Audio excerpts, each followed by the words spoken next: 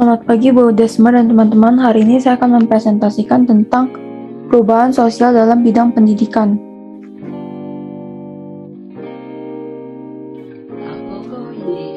Perubahan sosial merupakan perubahan yang terjadi karena adanya ketidaksesuaian antara unsur-unsur sosial yang berbeda di dalam kehidupan masyarakat, sehingga menghasilkan pola yang baru. Pengertian perubahan sosial menurut ahli. Yang pertama, menurut Kingsley Davis, perubahan sosial merupakan perubahan-perubahan yang terjadi dalam struktur dan fungsi masyarakat. Menurut Selo Sormajan, perubahan sosial adalah perubahan pada lembaga-lembaga kemasyarakatan dalam suatu masyarakat yang memenuhi sistem sosialnya, termasuk di dalamnya nilai, sikap, dan pola perilaku di antara kelompok dalam masyarakat. Pendidikan merupakan salah satu hal terpenting dalam kehidupan seseorang. Pendidikanlah yang menentukan dan menuntun masa depan dan arah hidup seseorang. Bakat dan keahlian seseorang akan terbentuk dan terasah melalui pendidikan. Pendidikan juga umumnya dijadikan tolak ukur kualitas setiap orang. Yang pertama, pendidikan pada masa kerajaan Hindu-Buddha. Pendidikan pada masa ini sangatlah kental dan identik dengan keagamaan. Pelaksanaan pendidikan dilaksanakan di padepokan. Yang kedua, pendidikan pada masa kerajaan Islam. Pada masa kerajaan Islam, pendidikan di Indonesia berlandaskan dengan ajaran agama Islam. Pada masa ini disebut dengan pendidikan Islam tradisional. Pendidikan Islam tradisional ini tidak diselenggarakan secara terpusat, tetapi diupayakan secara perorangan yang diajarkan oleh ulama di suatu wilayah tertentu. Yang ketiga, pendidikan pada masa Portugis dan Spanyol. Pada abad ke-16, bangsa Portugis dan bangsa Spanyol datang ke Indonesia dengan tujuan untuk berdagang dan juga misionaris atau menyebarkan agama Katolik. Pada masa itu, bangsa tersebut juga mendirikan sekolah dengan kurikulum yang berisi pendidikan agama Katolik. Selain itu, murid juga diajarkan dengan mata pelajaran membaca, menulis, dan juga berhitung. Yang terakhir, pendidikan pada zaman kolonial Belanda. Perkembangan pendidikan pada masa ini diawasi secara ketat oleh Belanda. Dan sistem pendidikan di Indonesia sudah terstruktur dan lebih baik. Akan tetapi anak-anak Indonesia memiliki kesempatan pendidikan yang sangat terbatas. Hanya sebagian kecil saja yang bisa menikmati sekolah. Akibatnya mayoritas Indonesia buta huruf. Sekolah pada zaman ini sangat diskriminatif. Pendidikan pada masa Jepang. Pendidikan pada masa Jepang saat Jepang memulai menguasai Indonesia, kekuasaan kolonial Belanda mulai runtuh.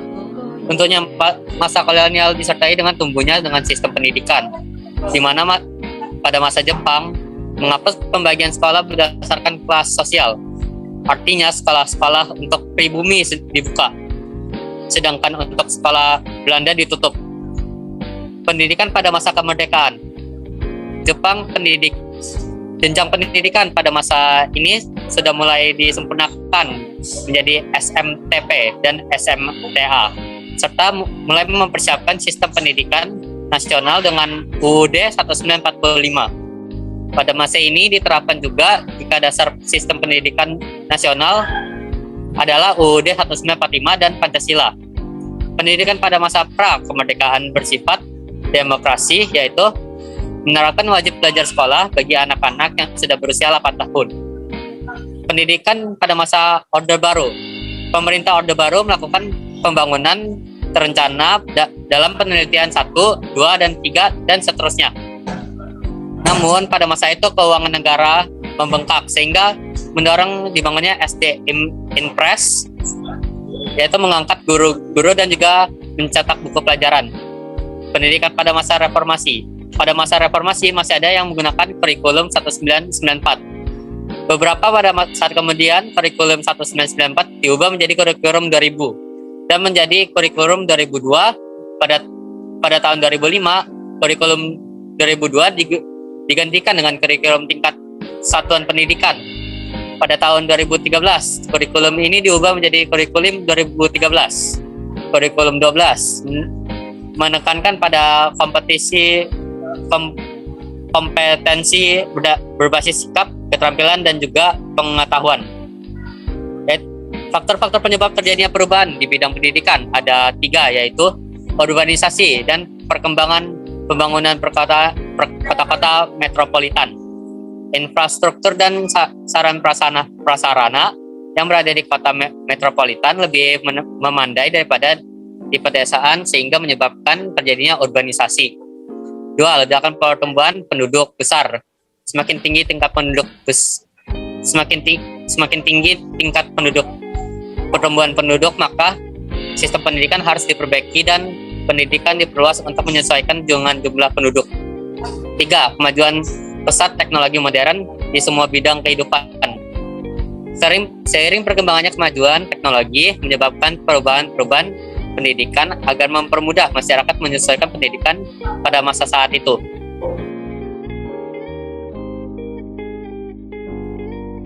Perbedaan pendidikan di Indonesia zaman dulu dan sekarang.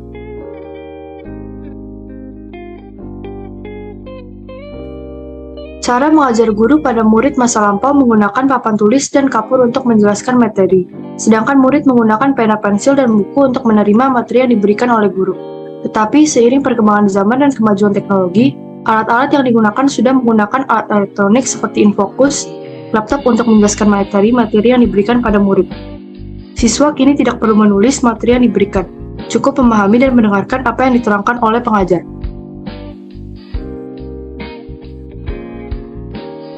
Zaman dahulu, orang masih begitu sulit mendapatkan informasi, dan para murid hanya dapat memperoleh pengetahuan dengan membaca buku dan bertanya pada guru.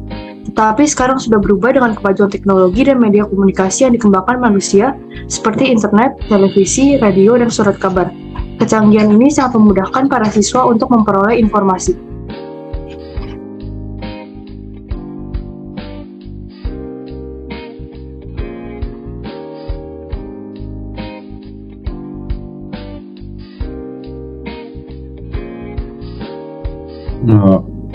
Selanjutnya, tujuan bersekolah. Orang tua menyekolahkan kita dengan tujuan untuk mempelajari ilmu yang belum diketahui. Bahkan, mereka menginginkan karakter kita bisa terbentuk agar dapat membedakan mana yang baik dan buruk.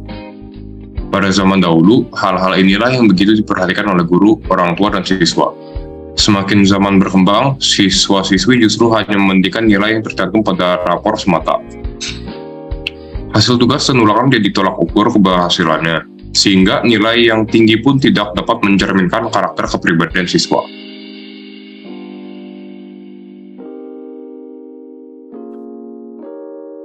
Yang terakhir adalah belajar secara online.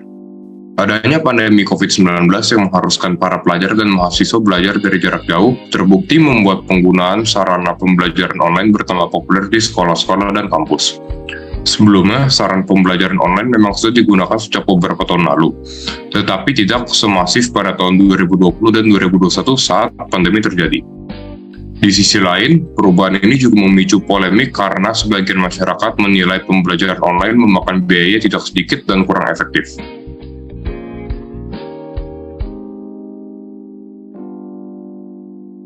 Sekian presentasi dari kelompok kami, mohon maaf apabila ada salah kata. Terima kasih.